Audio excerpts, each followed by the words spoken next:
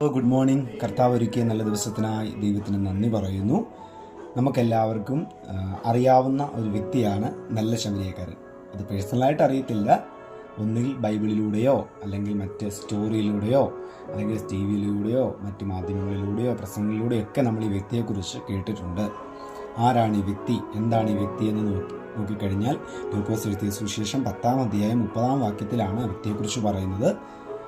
ഈ ന്യായശാസ്ത്രി വന്ന് യേശുവിനോട് ചോദിക്കുകയാണ്, എൻ്റെ നല്ല കൂട്ടുകാരൻ ആരാണെന്ന് ചോദിക്കുമ്പോൾ യേശു പറയുന്ന മറുപടിയാണ്, ഒരു യെരുശലേമിൽ നിന്ന് യെരിഹോവിലേക്ക് ഒരു മനുഷ്യൻ പോകുമ്പോൾ കള്ളന്മാരുടെ കൈയാൽ മുറിവേൽപ്പിച്ചു. അർദ്ധപ്രാണനായി കള്ളന്മാർ അദ്ദേഹത്തെ വിട്ടിട്ട് പോയി. അവിടെ യാദൃശ്ചികമായി ഒരു പുരോഹിതൻ വന്നു. പുരോഹിതൻ വന്നിട്ട് ഇദ്ദേഹത്തെ കാണാതെ പോയി. ലേവ്യൻ വന്നു, ഇദ്ദേഹത്തെ കണ്ടിട്ടും കാണാത്ത പോലെ പോയി. എന്നാൽ വേറൊരു വ്യക്തി, അതായത് ശമരിയക്കാരൻ അതിലെ വന്നു. ഈ വ്യക്തിയെ കൈകളിലെടുത്ത് എണ്ണയും മീഞ്ഞും പകർന്ന് മുറിവൊക്കെ വെച്ച് കെട്ടി സത്രത്തിൽ കൊണ്ടാക്കി അതിന് ശേഷം പറഞ്ഞു, എന്തെങ്കിലും പണം ആവശ്യമായിട്ട് വന്നാൽ ഞാൻ വരുമ്പോൾ തന്നുകൊള്ളാമെന്ന് പറഞ്ഞ് അദ്ദേഹത്തെ സുരക്ഷിത സ്ഥാനത്ത് ഏൽപ്പിച്ചിട്ട് പോകുന്ന ഒരു ഭാഗമാണ് ഇത്. ഈ അധ്യായം വായിക്കുമ്പോൾ നമുക്കത് മനസ്സിലാകും. അപ്പോൾ ഇതിനകത്ത് നാം കാണുന്ന അക്ഷരികമായി കാണുന്ന ഒരു ഭാഗം എന്ന് പറയുന്നത്, ഒരു മനുഷ്യൻ യാത്ര ചെയ്തു പോകുമ്പോൾ ആ മനുഷ്യനെ കള്ളന്മാർ ആക്രമിച്ചു. പുരോഹിതൻ വന്നിട്ട്, അതായത് അന്നത്തെ കലാശനാവട്ടെ, പാസ്റ്ററാവട്ടെ, അന്നത്തെ കാലത്തെ അവിടെ മത ശുശ്രൂഷകനാവട്ടെ, അദ്ദേഹം വന്ന് കണ്ടിട്ട് ഇദ്ദേഹത്തെ കണ്ടിട്ട് കാണാത്തവർ പോയി. അദ്ദേഹത്തിൻ്റെ സാഹചര്യം ഒന്നും നമുക്കറിയത്തില്ല, കാണാതെ പോയി. പിന്നെ ഒരു ലേവ്യനായിട്ടുള്ള വ്യക്തി, അന്നത്തെ പ്രമാണികളിൽ ആയിരിക്കും, അദ്ദേഹം വന്നിട്ടും കാണാതെ പോയി. എന്നാൽ മറ്റൊരു വ്യക്തി, ഇതുമായിട്ടൊരു ബന്ധവുമില്ല, ഈ ഒരു ശമരിയക്കാരൻ എന്ന് പറയുമ്പോൾ വേറൊരു സ്ഥലത്തെ ആളായിരിക്കാം. അങ്ങനെ ആ ശമരിയക്കാരൻ അവിടെ എത്തി ഇദ്ദേഹത്തെ കണ്ട് ഇദ്ദേഹത്തിന് വേണ്ട ശുശ്രൂഷകൾ ചെയ്യുകയും സുരക്ഷിത സ്ഥാനത്ത് ഏൽപ്പിച്ചിട്ട് പോവുകയും ചെയ്യുന്ന ഭാഗമാണ് നമ്മൾ കാണുന്നത്. ഇതൊരു ആശ്ചര്യമായൊരു കാഴ്ചയാണ്. പക്ഷേ എന്നാൽ നമ്മൾ ഈ ഇന്നത്തെ കാലത്ത് നോക്കിയാൽ പലപ്പോഴും നമ്മളും ഈ ലേവ്യനെ പോലെ, ഈ പുരോഹിതനെ പോലെ ആയിട്ടുള്ള പല സാഹചര്യങ്ങളും ഉണ്ടായിട്ടുണ്ട്. ഇപ്പോഴും അങ്ങനെ ചിന്തിക്കുന്ന നമ്മുടെ ഉള്ളിൽ പലപ്പോഴും ഇങ്ങനെ ലേവ്യൻ്റെ ചിന്ത, അതായത് ഇതിനെ കണ്ടിട്ടും കാണാത്തവനെ പോലെ ആകുന്ന ചിന്ത പലരുടെയും ജീവിതത്തിലുണ്ട്. അത് മുൻനിർത്തി പറയുമ്പോൾ ഞാൻ മൊത്തത്തിലാണ്, കോമൺ ആയിട്ടാണ് പറയുന്നത്. നമ്മുടെ ഈ സമൂഹത്തിൽ നമ്മൾ നോക്കുമ്പോൾ അവിടെ കള്ളന്മാർ ആക്രമിക്കപ്പെട്ടതായിട്ടാണ് കാണുന്നത്. പക്ഷെ അല്ലാതെ നമ്മുടെ ഈ സമൂഹത്തിൽ പല മേഖലകളിൽ മുറിവേറ്റവർ നമ്മുടെ ചുറ്റും, നമ്മുടെ അടുത്തുമുണ്ട്. പലപ്പോഴും അന്നത്തെ ആ പുരോഹിതൻ എന്തായിരിക്കും ചിന്തിച്ചിട്ടുണ്ടാവുക? നമ്മൾ ഈ കാലഘട്ടമായിട്ട് ചിന്തിച്ചാൽ, എന്തിനാണ് ഈ വ്യക്തി ഈ യാത്ര ചെയ്ത് ഇതിലേ പോയത്? എന്തിനാണ് ഈ സമയത്ത് ഇതിലേ പോയത്?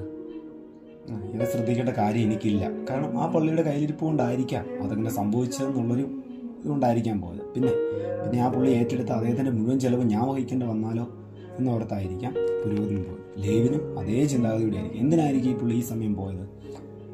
ഇവിടെ കള്ളന്മാരുള്ളതെന്ന് അറിയത്തില്ലേ? പല കാരണങ്ങളായിരിക്കും അദ്ദേഹത്തിൻ്റെ ചിന്തയിലൂടെ വന്നത് അദ്ദേഹം ഉപേക്ഷിച്ച് പോയത്. എന്ന് പറയുന്നത് പോലെ ഇന്നത്തെ സാഹചര്യത്തിലും ഏതെങ്കിലും മുറിവിലോ പ്രശ്നങ്ങളിലോ പ്രതിസന്ധികളിലോ ആയിരിക്കുന്ന വ്യക്തികളെ, അല്ലെങ്കിൽ ഒന്നുകിൽ ആ വ്യക്തിയുടെ കുറവുകൊണ്ടായിരിക്കാം, അല്ലെങ്കിൽ അദ്ദേഹത്തിൻ്റെ ജീവിതത്തിൽ വന്ന എന്തെങ്കിലും പാളിച്ചകൾ കൊണ്ട് ചിലപ്പോൾ കൊണ്ടായിരിക്കാം, വിദ്യാഭ്യാസത്തിൽ വന്ന കുറവുകൊണ്ടായിരിക്കാം, സമ്പത്തിൽ വന്ന കുറവുകൊണ്ടായിരിക്കാം, ചിലപ്പോൾ അദ്ദേഹത്തിൻ്റെ തന്നെ കയ്യിലെ എന്തെങ്കിലും പ്രശ്നം കൊണ്ടായിരിക്കാം ചില മുറിവുകൾ ആ ഒരു വ്യക്തിയുടെ ജീവിതത്തിൽ സംഭവിക്കുന്നത്. പക്ഷേ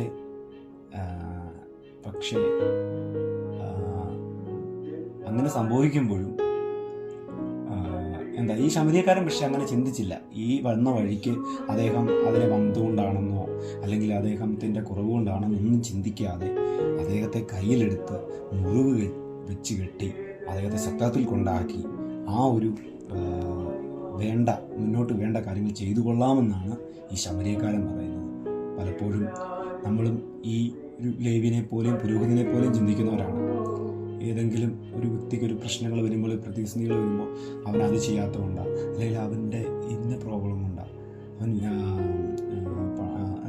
എന്തെങ്കിലും കുറവുകളായിരിക്കാം നമ്മൾ ആദ്യം ഒരു പ്രശ്നം ഒരു വ്യക്തിയുടെ ജീവിതത്തിൽ വരുമ്പോൾ നിരത്തുന്നത്.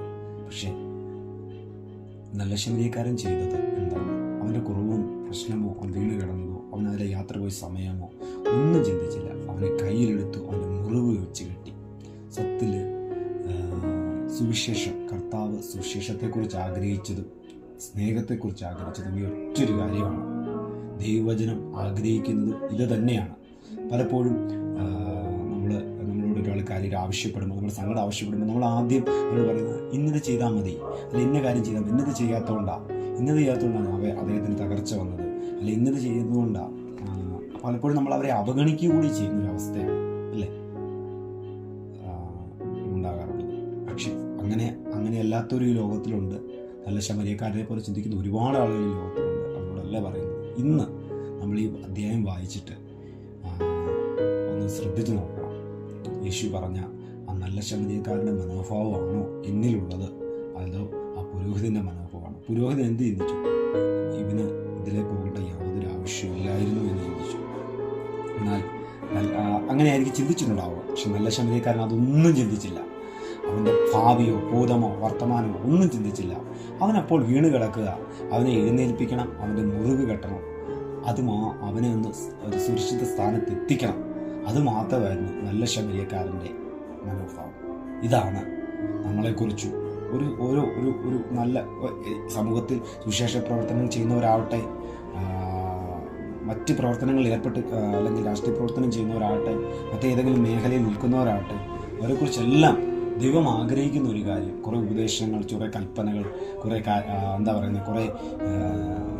കുറേ നിയമങ്ങൾ അവനെ അടിച്ചേൽപ്പിക്കുകയല്ല, അവൻ്റെ മുറിവ് വെച്ച് കെട്ടി അവനെ സേഫ് സോണിൽ എത്തിക്കുക എന്നുള്ളതാണ് സുവിശേഷം കൊണ്ടും നമ്മുടെ സുവിശേഷം മാത്രമല്ല നമ്മുടെ മാനസികമായ ഇതുകൊണ്ട് ദൈവം നമ്മളെക്കുറിച്ച് ആഗ്രഹിക്കുന്നത്. പലപ്പോഴും പലരും നമ്മുടെ വീഴ്ചയ്ക്കകത്ത് നമ്മളെ എങ്ങനെ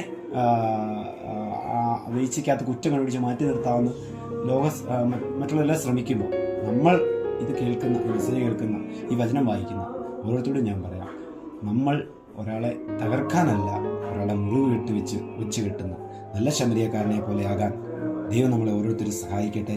ആമേൻ. God bless you. Have a nice day.